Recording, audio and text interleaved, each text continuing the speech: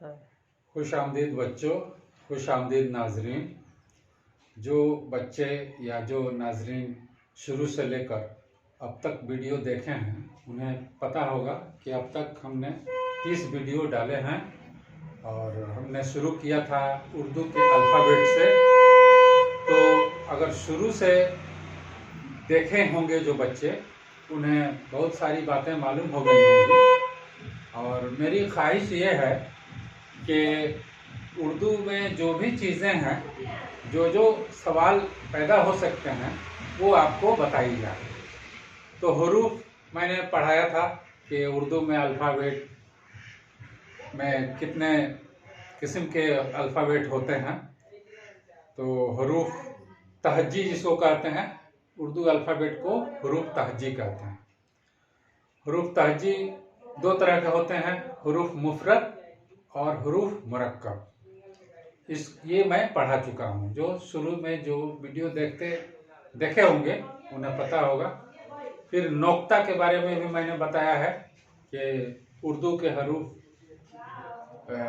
कुछ मनकूत होते हैं और कुछ गैर मनकूत।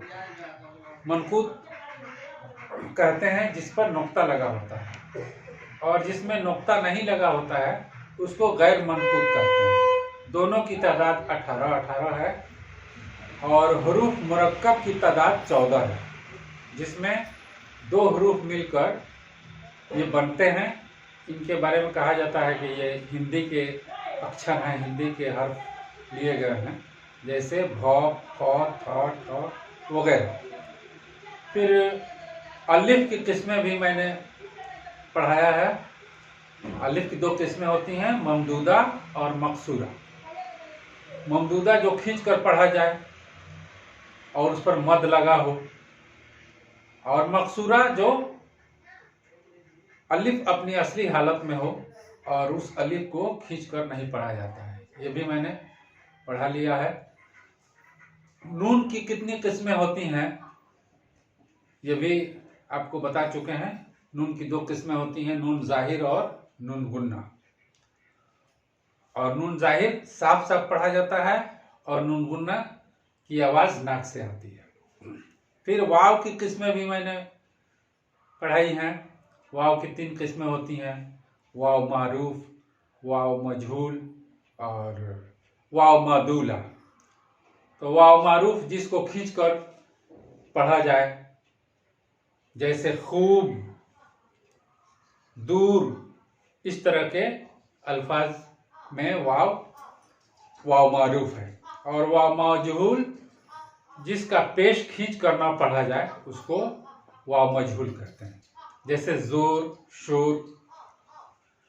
लेकिन हरूफ को पढ़ाने में जो चीज़ें रह गई हैं उसको भी मैं बता देना मुनासिब समझता हूँ। जैसा कि आप बोर्ड पर देख रहे हैं कि हे की भी किस्में होती हैं। ये छोटी हे है और इसकी 2 किस्में होती हैं, हाय मलफूजी और हाय गैर मलफूजी।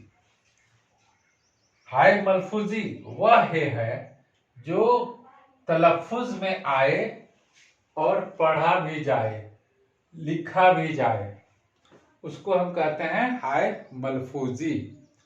जैसे मैंने जो मिसाल दी है कि जाह, राह, स्याह, इसमें छोटी है लिखा हुआ है और इसको पढ़ा भी जा रहा है। हाय गैर मलकूती वह है जो तलफ्फुज में न आए, यानी लिखा तो जाए लेकिन पढ़ा न जाए। तलफ्फुज माने होता है उच्चारण, प्रोनाउंसिएशन। तो जो तलफ्फुज में न आए, लिखा तो जाए लेकिन पढ़ा न जाए, जैसे आगरा, बस्ता, कायदा। तो ये मैं बोर्ड पर लिख दिया हूं और बता भी देता हूं आपको।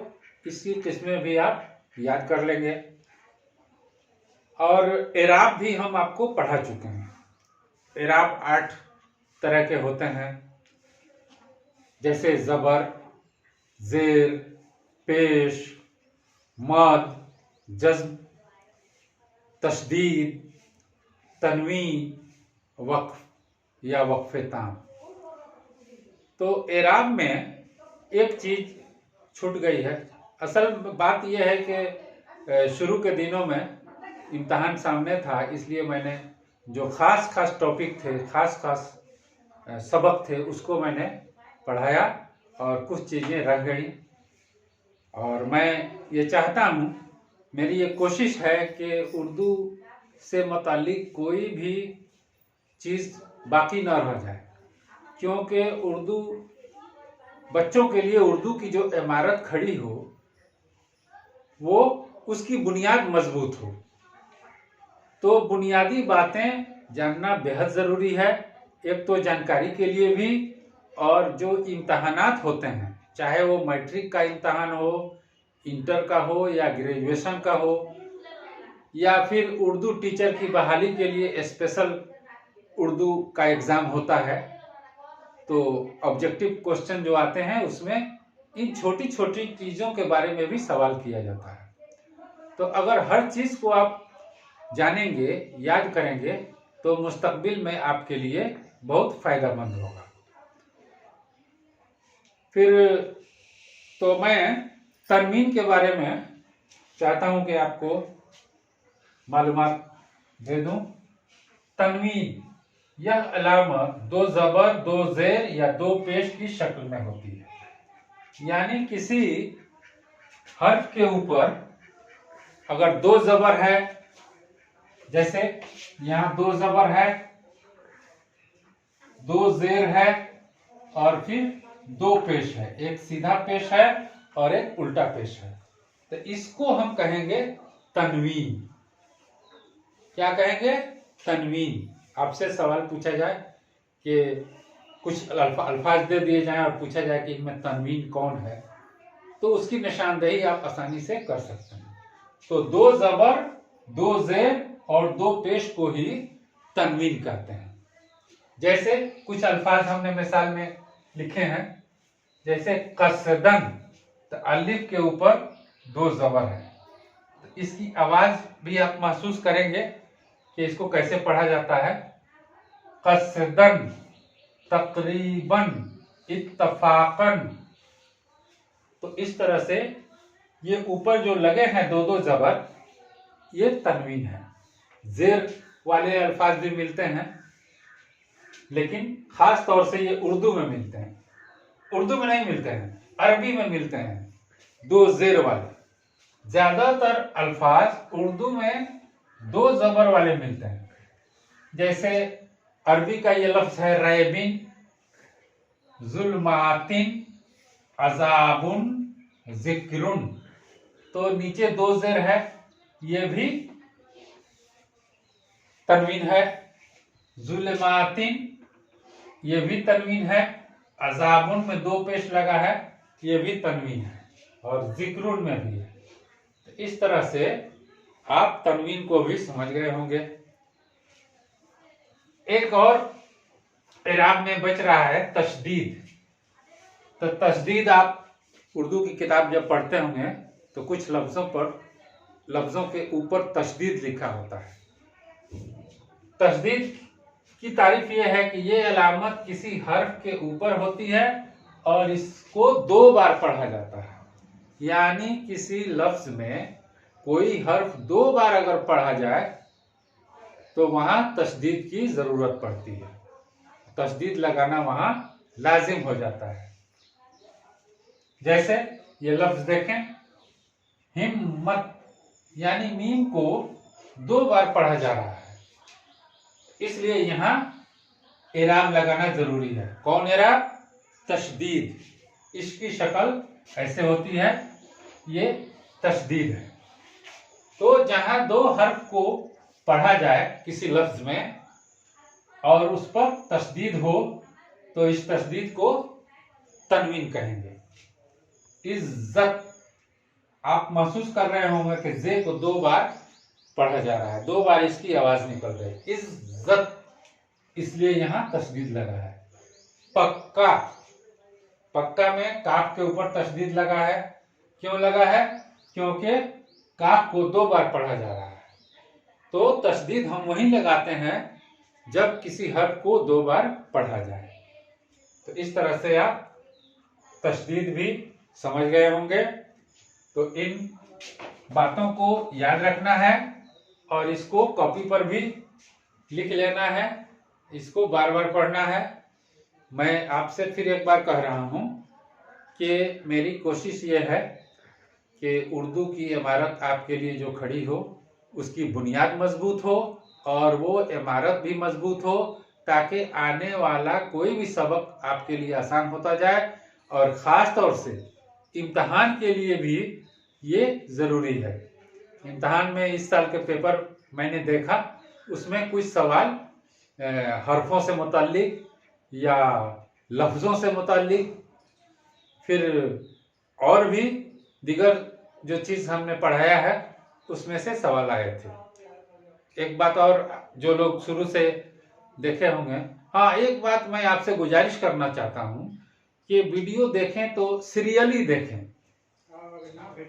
सीरियली देखने से ही ज़्यादा फायदा होगा, क्योंकि हर सबक का ताल्लुक दूसरे सबक से मिला हुआ है। बीच बीच में और देखें तो पूरा देखें और दूसरों को भी शेयर करें, ताकि बहुत सारे लोगों को फायदा हो। तो मैं बता ये रहा था कि उर्दू अदब के मुतालिक भी मैंने पढ़ाया है। उर्दू अदब की 2 शाखें हैं, हिस्से नस्र और हिस्से शायरी। तो उसमें जितनी किस्में हैं, हिस्से नस्र की जितनी किस्में हैं और हिस्से शायरी की जितनी किस्में हैं, वो भी मैंने आपको पढ़ाया है। तो वो जानना ज़रूरी है, क्योंकि जब मैं सिलेबस पढ़ाऊंगा, मेरी ख्वाहिश है कि इस साल जो सेशन शुरू हो रहा है, बच्चों के क्लासेज जब शुरू होंगे और पढ़ाई शुरू हो जाएगी, जब बच्चे किताब 10th की खरीद लेंगे, तो हर सबक को मैं पढ़ाऊंगा और उसका वीडियो बनाऊंगा आपके फायदे के लिए। तो उसमें हाँ एक चीज और मैंने महसूस किया कि जो क्वेश्चन पेपर आ रहे हैं वो हर सबक से आ रहे हैं। एक सबक को पढ़ने के लिए 3 सबक आपको पढ़ना है। जैसे सिन्फ के बारे में पढ़ना है, यानी हिस्से नस्र का जो सिन्फ है उसके बारे में भी पढ़ना है। जैसे अफसाना, नावेल, इंशाइया और खुदनवीश, ड्रामा, तो जितने इसनाफ हैं उसके बारे में मैंने पिछले वीडियो में आपको पढ़ाकर दिखाया है और लिखाया भी है। तो इसलिए मैं बार बार कह रहा हूं कि वीडियो को सीरियली देखें और दूसरों तक भी ये बात पहुंचाएं, क्योंकि अगर आप दूसरों को शेयर कर रहे हैं और मेरी हौसला अफजाई हो रही है, तो इससे उर्दू के फरोग में आपकी भी हिस्सेदारी होगी। बच्चे अगर उर्दू ठीक से पढ़ना लिखना सीख जाएंगे तो उसमें कहीं ना कहीं आपकी भी हिस्सेदारी मानी जाएगी। और चूंकि उर्दू ज़बान धीरे धीरे मिटती जा रही है और इसका इस्तेमाल कम होता जा रहा है, हमारे घरों में उर्दू का माहौल नहीं है, मुझे तअज्जुब होता है कि जिस ज़बान का ताल्लुक हमारे मज़हब से है, हमारी तहजीब से है, उस पर क्यों बेतवज्जही हो रही है। इस पर तवज्जो देने की ज़रूरत है। हम बच्चों को डॉक्टर बनाएं, इंजीनियर बनाएं या कुछ भी प्रोफेशनल कोर्स पढ़ाएं, लेकिन उनकी ज़बान तो ठीक हो। ज़बान ही एक ज़रिया है जिससे हम अपनी बात दूसरों तक पहुंचाते हैं। अगर हमारे पास अल्फाज नहीं रहेंगे, हमारी ज़बान दुरुस्त नहीं रहेगी, हमारी तहजीब ठीक नहीं रहेगी, तो हम दुनिया के हर मोड़ पर, ज़िंदगी के हर मोड़ पर नाकाम हो जाएंगे। इसलिए उर्दू पर ख़ास तवज्जो देने की ज़रूरत है। और मैं शॉर्टकट रास्ता नहीं बता रहा हूँ। शॉर्टकट रास्ते में खाइयाँ भी होती हैं, उबड़ खाबड़ भी होता है।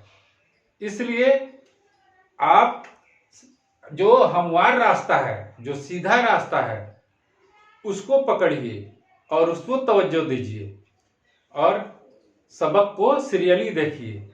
और अब मैं एक बात और गार्जियन हजरात से बच्चों के वालिदैन से गुजारिश करता हूँ कि वो अपनी रहनुमाई में, अपनी देख रेख में बच्चों को वीडियो दिखाएं और उर्दू पर खास तवज्जो देने को कहें। उर्दू हमारी मादरी ज़बान है। अगर मादरी ज़बान हमारी मिट गई तो आने वाले दिनों में, मुस्तकबिल में हमको बहुत नुकसान उठाना पड़ेगा। लिहाजा मैं समझ रहा हूँ कि जो लोग इस वीडियो को देख रहे हैं बात को मेरी कुछ समझे होंगे और उस पर अमल भी करने की कोशिश करेंगे। इस तरह से आज का ये सबक इल्म हिज्जा में, जैसा कि कवायद के जो 5 हिस्से होते हैं उसमें से इल्म हिज्जा में जो जो चीजें आ रही हैं उसको मैं सिस्टमेटिक पढ़ाऊंगा। इसको इंग्लिश में कहते हैं अर्थोग्राफी। तो इल्म हिज्जा में कुछ चीजें ऐसी हैं जो जानना बेहद जरूरी है, जैसे हरफों का तलफ़ुज़ कैसे करेंगे बच्चे। तो इन सब बातों को मैं अगले दिन पढ़ाऊंगा। और इस तरह से जो लोग चैनल को सब्सक्राइब नहीं किए हैं उनसे मेरी दरख्वास्त है कि चैनल को सब्सक्राइब करें, शेयर करें, ताकि मेरी हौसला अफजाई हो और उर्दू के फ़रोग में आपकी भी हिस्सेदारी हो। बहुत बहुत शुक्रिया। खुदा हाफिज।